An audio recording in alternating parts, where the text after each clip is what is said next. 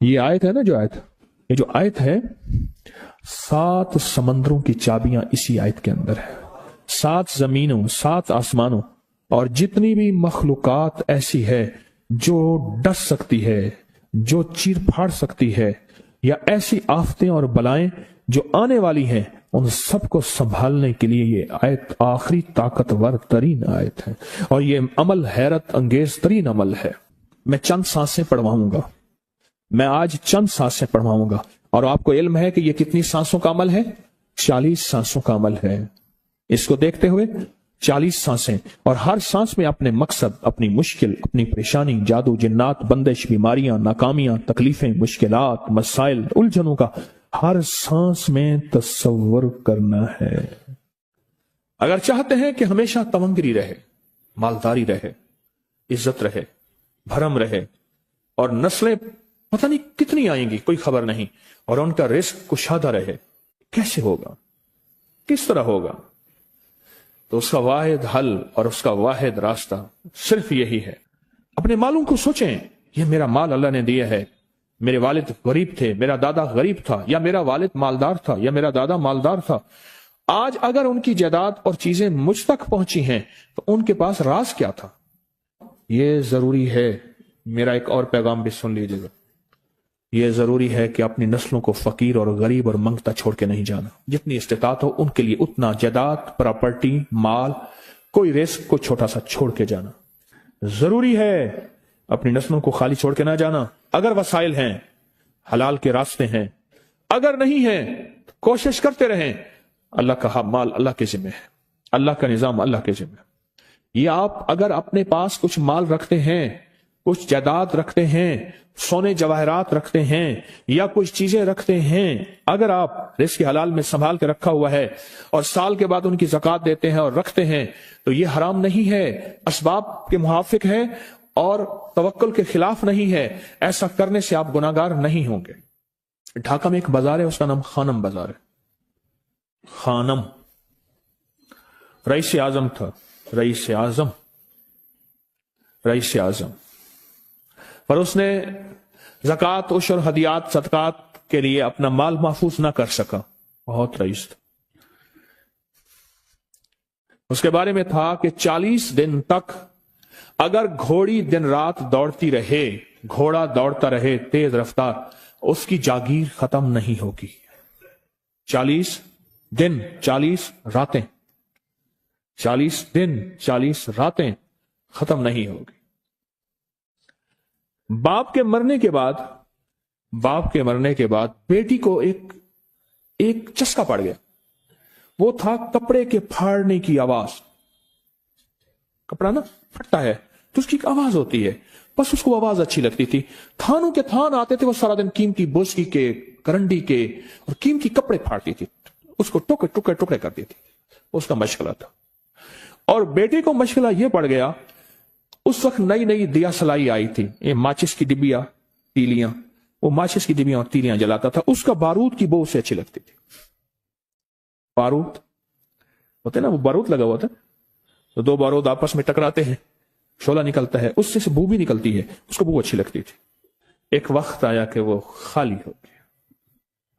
اور خانم فارسی کا لفظ اصل میں، وہ ایک اس گلی بازار کے چوراہے میں کھڑی ہوتی تھی ایک جگہ اور بھیک مانگتی تھی، اور اس کے نام پہ خود بازار کا نام خانم بازار پڑ گیا. میں جھنگ میں گیا، پرانی بات ہے، ہمارے ایک مخلص ہیں ان کے ہاں، ایک چوک میں کھڑا تھا. تو وہ چوک سے ان کی گاڑی لینے آئی کہ آگے راستہ سمجھ نہیں آ رہا تھا. تو مجھے کہنے لگے آپ میری گاڑی میں بیٹھ جائیں. میں ان کی گاڑی میں بیٹھ گیا. مجھ سے کہنے لگے یہ جو چوک ہے نا، فلاں فلاں، میں نام نہیں لیتا، فلاں فلاں، اس کی اتنی جاگیر تھی کہ 3 دن 3 راتیں گھوڑی دوڑتی رہتی تھی، ختم نہیں ہوتی تھی.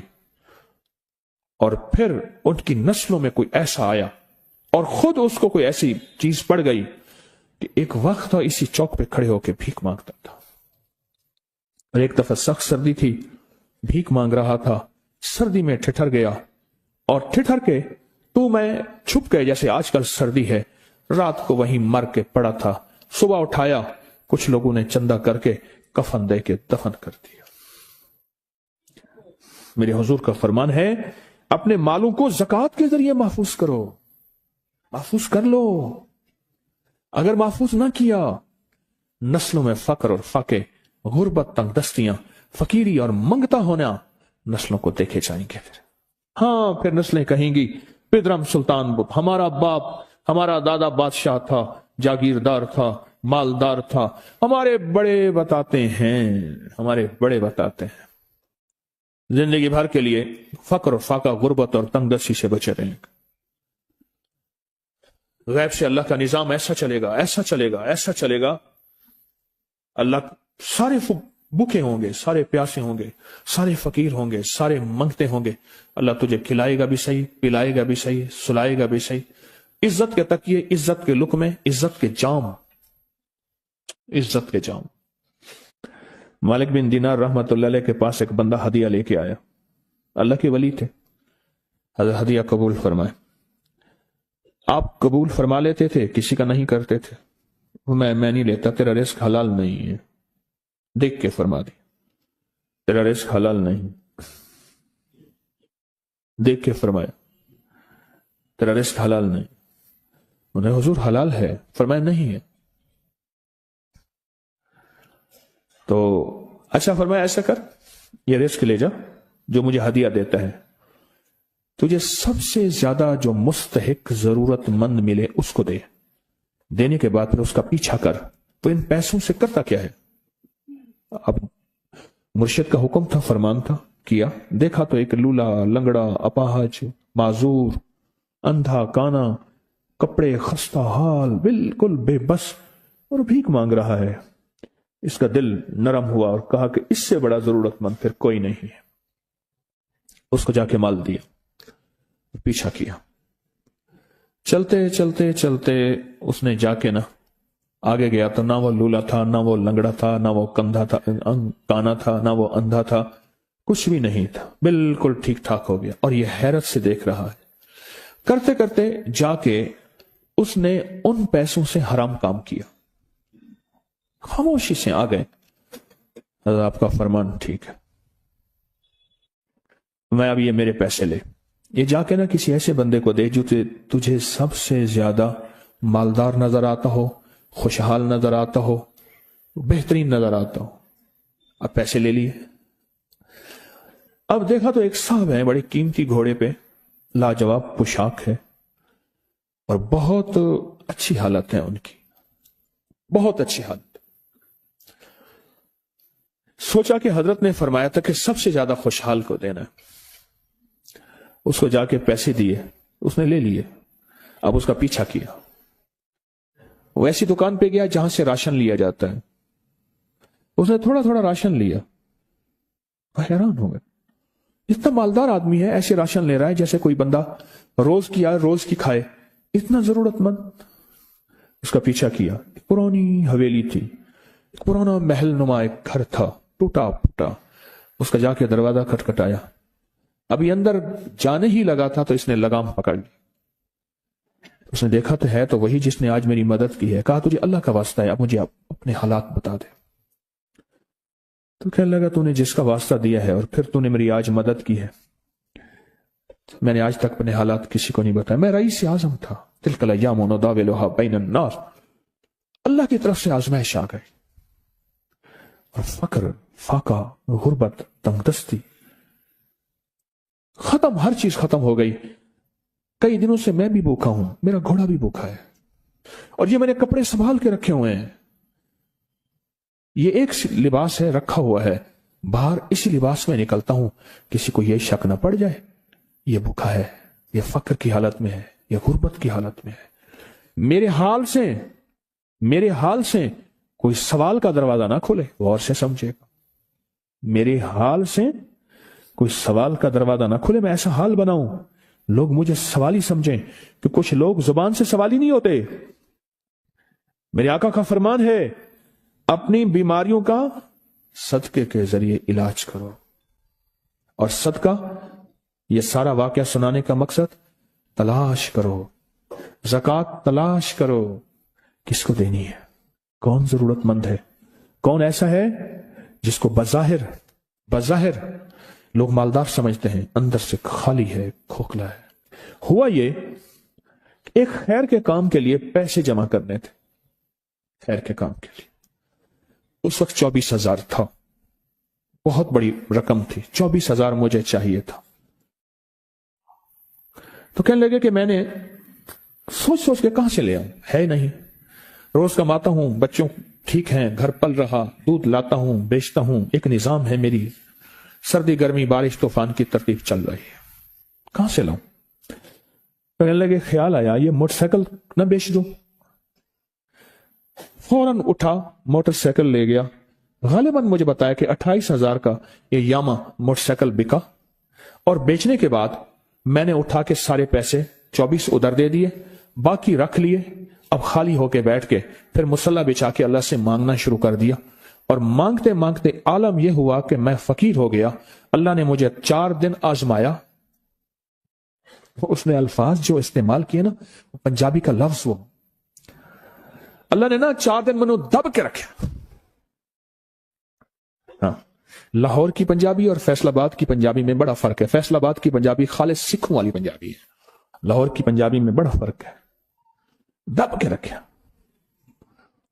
थोड़ा सा आजमाइश आती है, अल्लाह देखता है कच्चा है या पक्का है। कहा बस। उसके बाद मैंने अल्लाह से कहा, अल्लाह तारिक बिन जियाद ने सारी कश्तियां जला दी थी, और कहा कहो अब बताओ अपनी फौजों को कहां भागोगे, इधर भी मौत है इधर भी मौत है, फिर लड़ते लड़ते मर जाओ। पीछे समंदर की मौत, ठीक, और आगे दुश्मन की मौत है। कश्तियां सारी आग लगवा दी, आप करो, बोलो क्या करोगे, बोलो क्या करो। अल्लाह ने सारा निजाम फतह दे दी, कामयाबी दे दी, और कहा फिर अल्लाह ने मेरे लिए जो दरवाजे रिस्क के खोले हैं, अब मुझे कोई भी चीज जरूरत होती है, मैं घर की चीज बेच देता हूं, और बेच के अल्लाह के खजानों में देता हूं बगैर सवाल के। उसके अल्फाज हैं, क्या अल्फाज है, बगैर सवाल के अल्लाह मुझ पे रिस्क के दरवाजे खोल देता है, अल्लाह मेरी जरूरतें पूरी कर देता है, अल्लाह ने मुझे खुशहाली दी है। और मुझे कहने लगे सारे गुर मुझे हाजी साहब ने बताए थे, अल्लाह से लेने के सारे गुर ये मुझे हाजी साहब ने बताए थे। तो आपको एक लफ्ज कह रहा हूं, जिसको भी देखेंगे कि उसकी नस्ल दर नस्ल, दसर दर नस्ल रिस्क के दरवाजे हैं, तो वो खुलेंगे सिर्फ देने के नाम पे, सवाल के दरवाजे खोलने के नाम पे, सवाल के दरवाजे खोलने के नाम पे कभी नहीं खुलेंगे। वरना रिस्क आजकल के मॉडर्न जुए में चला जाएगा। आजकल के मॉडर्न जुए आए हुए हैं। अपने रिस्क को मेरे आका का फरमान है, और बीमारियों का इलाज सदकों से करें। और सदके से मुराद सिर्फ बकरा नहीं, सदके से मुराद सिर्फ सिरिया नहीं, सदके से मुराद काले मूंग नहीं, सदके से मुराद तेल सुइयां नहीं, सदके से मुराद, ये मैं मुख्तलिफ आपको तक अंदाज बता रहा हूं। यहां LOS है लाहौर के साथ, ये पहले नहीं बना था, नाला था, नाले के इधर एक समनाबाद की तरफ सड़क जा रही है, पुरानी बात है। वहां कुछ बंदे ने किताबें लगाई हुई थी, बंदे ने किताबें लगाई हुई थी। मैं किताबें देख के तो आ गया, फिर दिल में आया कि जरूरतमंद है। हमारे एक मुखलिस है, हमारे दोस्त फैसल शमसी, मैंने उनको बड़ा नोट दिए। मैंने कहा जाके ना उसको किस तरह रख के फिर चला जाता, क्योंकि मुझे लगता है वह खुददार आदमी नहीं लेगा। और उन्होंने ऐसा किया। सोचें कि मेरे माल अल्लाह ने दी है, क्या मैं अपने माल का सदका अगर निकाल रहा हूं तो वो दे कहां रहा हूं? जरूरतमंद क्या मैं तलाश कर रहा हूं? और मैं जरूरतमंदों में सबसे पहले वबिजिल कुर्बा वल यतामा वल मसाकीन वबिन सबील, मुसाफिर परदेसी चौथे, फिर मस्कीन है, परदेसी है, मुसाफिर है, यतीम है। जरूरत है इस चीज की, इसकी जरूरत है। क्योंकि यहां जितने मांगने वाले हैं उनके बारे में सिर्फ एक लफ्ज कहूंगा, ये लफ्ज आप पक्का रख लें, ये सब ख्वाहिशात के मांगने वाले हैं, जरूरियात वाले नहीं हैं। ख्वाहिशात, इतना बड़ा बंगला, इतनी बड़ी सवारी, फलां ब्रांड का मोबाइल, फलां चीज फलां चीज फलां चीज, ये ख्वाहिशात की कोई हद नहीं है। ये लफ्ज भी ज़हन नशीन रखिएगा, मेरे साथ बोलें, ख्वाहिशात की, जरूरियात की हद है, ख्वाहिशात की हद नहीं है।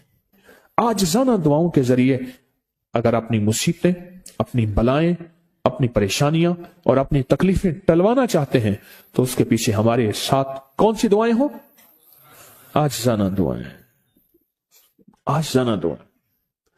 और मैं इमाम ज़ैनुल आबिदीन जब दुआएं मांगते थे और ان کی دعاؤں کے اندر جو درد ہوتا تھا اور غم ہوتا تھا، اور ان کی دعاؤں کے اندر جو بلبلانا اور بلبلانا اور کرب اور تکلیف ہوتی تھی، فرمایا ہنستے اپنی ہنسیاں بھول جاتے تھے، سونے والے سونا ترک کر دیتے تھے، اونگنے والے اونگنا چھوڑ دیتے تھے، اور وہ بھی ان کے ساتھ رونے لگ جاتے تھے۔ ان کا رونا ہی اتنا تھا، وہ ہنسیاں تو بخشی بخشوائی تھی۔ اور ان کا نام زین العابدین، نام تو ان کا علی ہے، زین العابدین پڑا اس لیے عبادت کرتے کرتے کرتے وہ عبادت گاروں کے امام بن گئے۔ یہ تسبیح خانہ جو آپ کو راستے دے رہا ہے، تسبیح خانہ جو منزلیں دے رہا ہے، یہ راستہ، یہ منزل ساری کے ساری اس لیے ہے کہ اس منزل اور راستے کے پیچھے دعاؤں کی طاقت ہے، دعاؤں کی طاقت ہے۔ ان دعاؤں اور اعمال کو اپنے ساتھ ایسے سینے سے لگا لیں۔ ان دعاؤں اور اعمال کے اندر حیرت انگیز دنیا ہے۔ جب سے تسبیح خانے کے ساتھ نسبت ہے، دعاؤں کی کیا کیا طاقتیں دیکھی، دعاؤں کی کیا کیا تاثیر دیکھی، سنوں گا نہیں، بس صرف دل میں سوچیں، میرے سوالوں کا جواب دل میں دیں۔ دعاؤں کو کیسے آزمایا، خود ہی تو کہتے ہیں فلاں وظیفہ پڑھا یہ ہوگا،